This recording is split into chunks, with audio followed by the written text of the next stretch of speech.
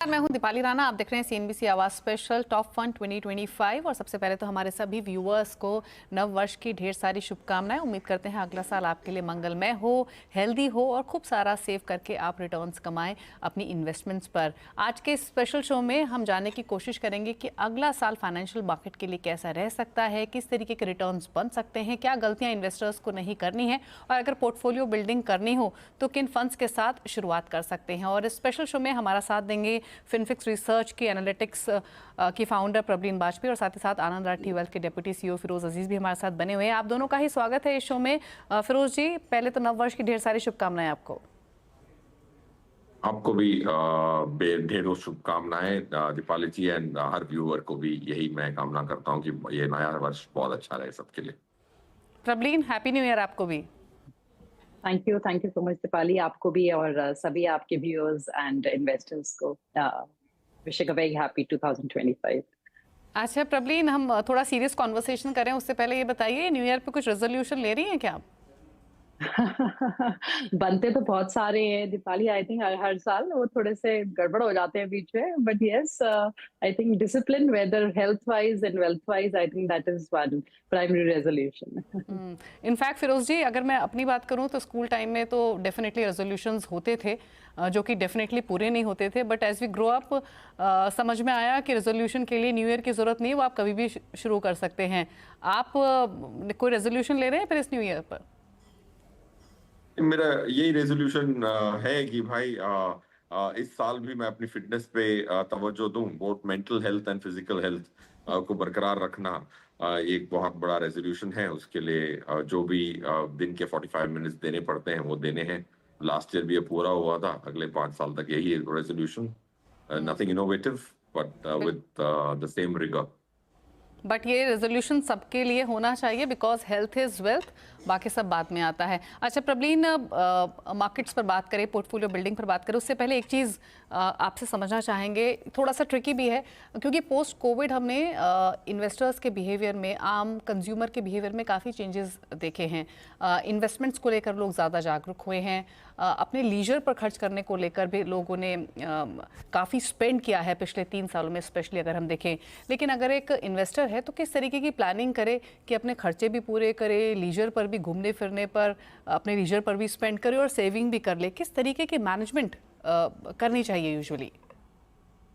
जी दीपाली, आपने बिल्कुल ठीक बोला। आई थिंक कोविड ने सबको एहसास दिलाया था कि आपकी सेविंग्स कितनी इंपॉर्टेंट है, उसके साथ साथ हमारे लिए कंटिजेंसी फंड्स कितने इंपॉर्टेंट है। और उसी टाइम मेरे ख्याल से उस पीरियड ने बहुत लोगों को इंट्रोड्यूस किया इन्वेस्टिंग की तरफ, and specially equity markets via stocks and mutual funds की तरफ।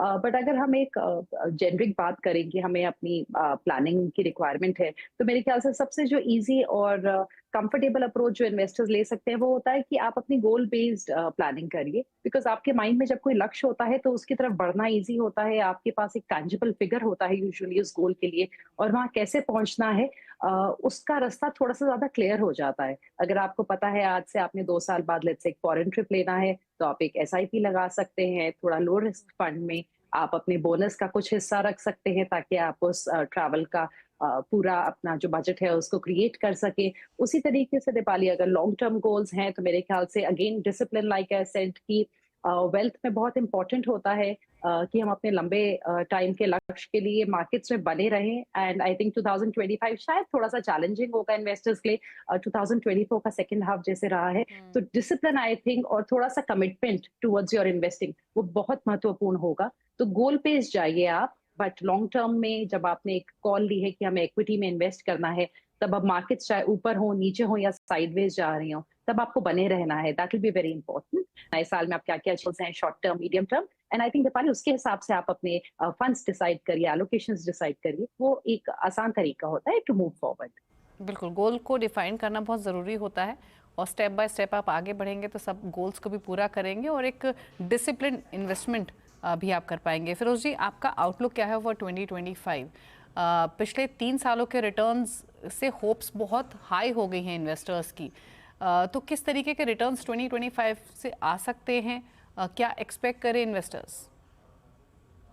दीपाली जी देखिए, 2025 एक मीडियन रिटर्न का साल होगा। मीडियन रिटर्न मतलब वो रिटर्न जो आधा समय निफ्टी ने उससे ज्यादा दिया हो और आधा समय उससे कम दिया हो। 11-12% की निफ्टी पे रिटर्न की उम्मीद करना गलत नहीं होगा, स्पेशली बिकॉज हम 2025 में उस लेवल्स पे जा रहे हैं जो पीक पे नहीं हो। 52 वीक हाई जो कैलेंडर ईयर का था वो ऑलमोस्ट 27 सितंबर 2024 का 16,200 ऑड का था, 26,200 का था। और हम आज 24,000 के नीचे 23,500 और 24,000 के भी इर्द गिर्द घूम रहे हैं गेटिंग इनटू दिस ईयर। मेरे हिसाब से वो प्रीवियस पीक को पार करना मेरे हिसाब से इतना कठिन नहीं होगा 2025 में। सो 11 टू 12% निफ्टी रिटर्न की आप जरूर उम्मीद कर सकते हैं इस साल में, क्योंकि हम ट्रेजरी जब मैनेज करते हैं तो 3 बैरोमीटर्स देखते हैं। मीडियम टर्म बैरोमीटर्स में भी 1165 रुपए की निफ्टी की अर्निंग की उम्मीद है हमें इस साल में। उसमें से 518 रुपए पहले 2 तिमाहियों में आ चुका है from a financial year perspective. तो अर्निंग्स इतनी खराब नहीं है जितना नरेटिव बनाया गया है। 6.9% की ग्रोथ आई है पहले 2 क्वार्टर्स की इस फाइनेंशियल ईयर की, कैलेंडर ईयर की नहीं बात कर रहा हूं मैं। तो 1165 की निफ्टी की ग्रोथ अगर आती है रुपीज में तो 11% की ग्रोथ आएगी। तो medium term is okay. Economy में एक दो अड़चने हैं, बाकी सब ठीक है। 7 पैरामीटर हम ट्रैक करते हैं, बहुत हाई फ्रीक्वेंसी डेटा। उसमें से एक रेड में है, बाकी 6 ग्रीन में है, 4 डीप ग्रीन में है। From a short term stand point, क्योंकि मार्केट ऑलरेडी लोअर लेवल्स पे है, एफआईआई लॉन्ग शॉर्ट डेटा एक अच्छा प्रेडिक्टर माना गया है एंड उसको बैक टेस्ट भी किया हमने, फ्रंट टेस्ट भी किया है सिमुलेटर्स को यूज करके। So coming back to the pointed question Deepali ji, 11-12% की निफ्टी पे रिटर्न अच्छे फंड मैनेजर्स 2-3% की अल्फा दे दें तो ये मेरा मानना है कि it will not be an unfair expectation for this calendar year. माना कि इसकी संभावना 90% ही है, there is no certainty in the world of investing, but a high probability event is what I am trying to allude to.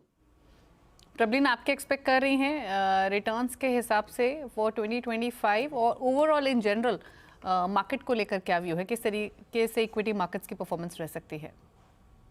Deepali, अगर हम बात करें 2024 जो था वो बहुत ही इवेंटफुल ईयर था ग्लोबली, डोमेस्टिकली। इतने दो बड़ी सबसे लार्जेस्ट डेमोक्रेसी के इलेक्शन थे।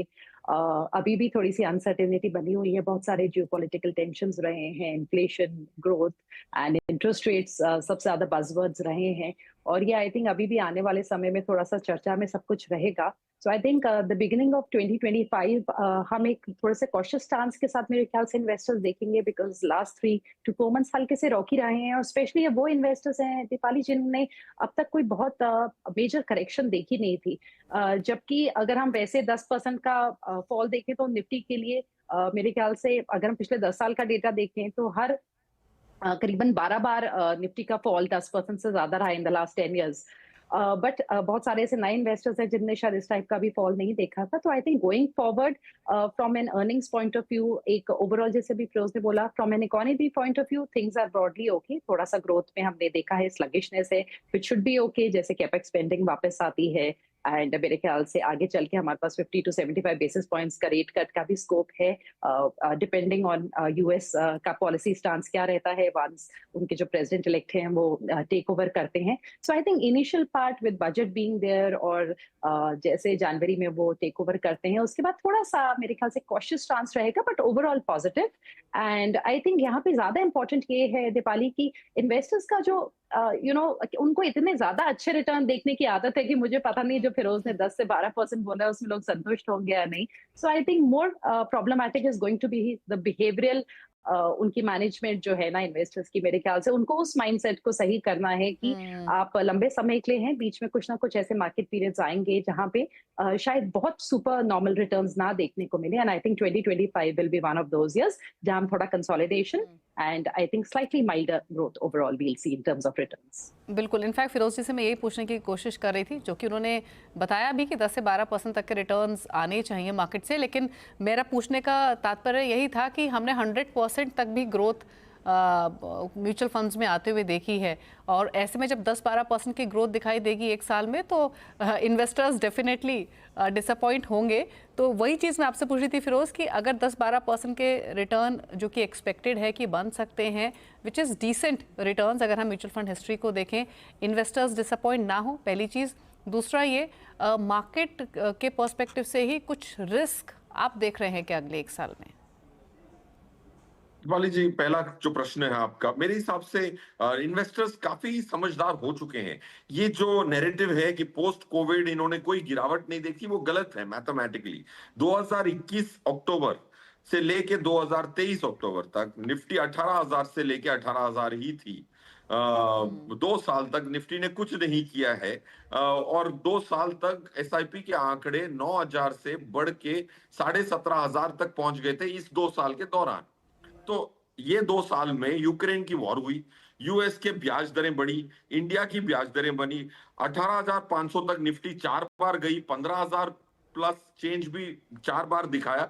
तो कोविड के बाद जो इन्वेस्टर आए हैं, इतने भी मार्केट में थोड़े से भी झटके नहीं देखे। ये गलत है मैथमेटिकली। अगर आप पूरी निफ्टी की लेवल्स को एक्सेल शीट पे डालेंगी लास्ट 1500 वर्किंग डेज की, तो आपको लगेगा कि मार्केट में काफी झटके मिले हैं, और ये जो डिसिप्लिन्ड इन्वेस्टिंग की जो प्रथा चालू हुई है वो इतनी खोखली नहीं है। ये मेरा पॉइंट 1 है। Point 2, I think return expectation, जैसे आपने भी कहा दीपाली जी, मैनेज करना बहुत इंपॉर्टेंट होता है। देखो, रिटर्न जो है वो एक्सटर्नल वेरिएबल है, उसके लिए सिर्फ प्रार्थना कर सकते हैं। रिस्क एक ऐसी चीज है जो आप निर्णय लेते हैं। तो रिटर्न का जो ये है कि एक्सपेक्टेशन ठीक रखें, उस आधार पे रखें कि आपको दूसरी जगह क्या मिल रहा है। एफडी में कितनी रिटर्न मिल रही है? 5%। रियल एस्टेट में आप 10 साल की रिटर्न देख लें, इंडिया के कोई भी रेसिडेंशियल रियल एस्टेट, कोई भी सबसे अच्छी मार्केट हैदराबाद रही है, उसमें भी 8% कंपाउंडेड आया है। गोल्ड में 11% आया है। तो आपकी जो उम्मीदें हैं मार्केट से 20-25% की, वो आती कहां से है, ये मुझे समझ नहीं आता। तो please create an expectation according to what other assets have given you. Crypto छोड़ दें, क्रिप्टो एक एक झटका दिखाता है हर 5-7 सालों में, बट उसके अलावा तो बाकी कोई एसेट ने 15-20% की रिटर्न नहीं दी है। तो उम्मीद को कैलिब्रेट करना बहुत इंपॉर्टेंट है। रहा सवाल रिस्क का, मेरे हिसाब से रिस्क गणे हैं।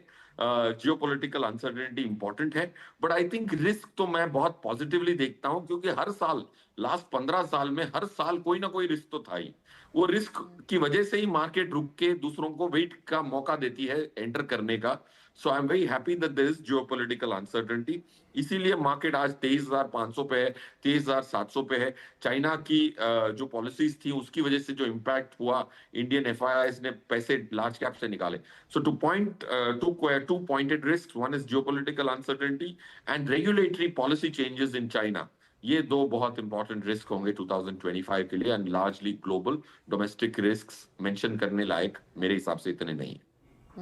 अच्छा प्रबलीन, थीम्स कौन सी इंपॉर्टेंट रह सकती हैं 2025 के लिए, जो कि प्ले कर सकती हैं? जैसे कॉशियस मार्केट रह सकता है, ऐसी एक्सपेक्टेशंस हैं, तो डिफेंसिव्स थोड़ा सा अपना रोल प्ले कर सकते हैं क्या, या फिर आपकी सोच क्या कहती है? जी दीपाली, अगर हम मार्केट कैप के पॉइंट ऑफ व्यू से बोलें तो आई थिंक लास्ट 2 इयर्स में हमने इतने ज्यादा अच्छे रिटर्न्स देखे हैं स्मॉल और मिड कैप में कि काफी पैसा भी उन दोनों तरफ जाता बना है। लास्ट ईयर हमने 40% से ज्यादा का रिटर्न देखा है दोनों में, एंड इस साल भी दोनों में 20% से ज्यादा का रिटर्न मिला है। तो काफी पैसा हमारा आई थिंक मिड कैप और स्मॉल कैप में ऑलरेडी जा रहा है। But I think the good part is कि वहाँ पे जो एसआईपी फ्लोज हैं वो भी ठीक हैं, और अगर इन्वेस्टर्स आपके डाउन टर्न्स में कंटिन्यूड रहते हैं और लॉन्ग टर्म का व्यू रखते हैं तो डेफिनेटली कंटिन्यूड रह सकता है। Large caps broadly look good from a market cap perspective अगर हम रिस्क रिटर्न की बात करें। जहां तक थीम्स का सवाल है, डेफिनेटली मेरे ख्याल से इस साल अगर हम सेक्टर्स की बात करें निफ्टी के ही, तो हमने देखा है FMCG, media, of course you know they haven't performed.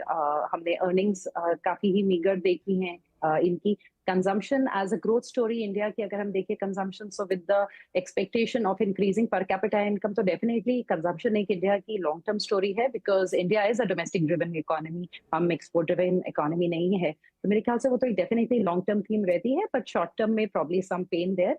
And उसके अलावा मेरे ख्याल से health care and manufacturing, these are still good themes जो इन्वेस्टर्स देख सकते हैं। प्लस साथ में इतना इनोवेशन हो रहा है इंडिया में हर जगह, सो आईटी लुक्स गुड अगर यूएस के साथ इंडिया का अच्छा एक तालमेल बना डोनाल्ड ट्रंप के आने के बाद। एंड मेरे ख्याल से इन्वेस्टर्स को थोड़ा सा हल्का सा रुख अपना लार्ज कैप टिल्टेड रखना चाहिए। जो मीडियम और स्मॉल कैप में उनको एक्सपोजर्स लेने हैं वो डेफिनेटली थोड़ा सा ट्रांचेस के थ्रू अ सिस्टमैटिक इन्वेस्टमेंट या सिस्टमैटिक ट्रांसफर प्लान्स के थ्रू रखें with a very long term view. Firoz ji, आपके रडार पर कौन सी थीम्स रहेंगी फॉर 2025? और दीपाली जी, काफी सारी थीम्स है, बट इसको मैं एब्रीवेट करके याद रखने के लिए आसान कर दूं। ABC की थीम है, automobile, banking and consumer durables. ये तीन जो थीम्स हैं 2025 में अच्छा करने की उम्मीद है। अच्छा का ये मतलब है, क्योंकि अच्छा एक इंसान के लिए 50% रिटर्न हो सकता है, दूसरे के लिए 20% हो सकता है। अच्छा का मतलब ये है हमारे हिसाब से, जब हम रिसर्च करते हैं तो देखते हैं कौन सी थीम में निफ्टी को 4 से 5% एक साल में बीट करने की क्षमता है। तो निफ्टी ऑटोमोबाइल, बैंक निफ्टी और कंज्यूमर ड्यूरेबल्स की जो इंडेक्स है, ये निफ्टी को 3 से 5% बीट करने की उम्मीद रखते हैं 2025 में। सो ABC, automobile, banking and consumer durables. Okay, तो चलिए, मार्केट की चाल कैसी रहेगी, किस तरीके के रिटर्न एक्सपेक्ट करने चाहिए, कौन सी थीम्स प्ले करेंगी, इस सब पर तो बातचीत हुई। रुक रहे हैं इसी के साथ एक ब्रेक के लिए। ब्रेक के उस पर बात करेंगे पोर्टफोलियो बिल्डिंग की। जैसे प्रबलीन ने कहा कि शायद लार्ज कैप्स पर थोड़ा फोकस बढ़ाने का टाइम है, तो कितना कॉम्पोजिशन आपके पोर्टफोलियो में लार्ज कैप्स, मिड कैप्स या बाकी थीम्स का होना चाहिए, इस पर भी करेंगे बातचीत। साथ ही हमारे दोनों एक्सपर्ट्स के टॉप फंड्स भी आपके लिए लेकर आएंगे, जिन्हें मिलाकर आप पोर्टफोलियो क्रिएट कर सकते हैं। रुक रहे हैं एक ब्रेक के लिए, चल वापस आते हैं।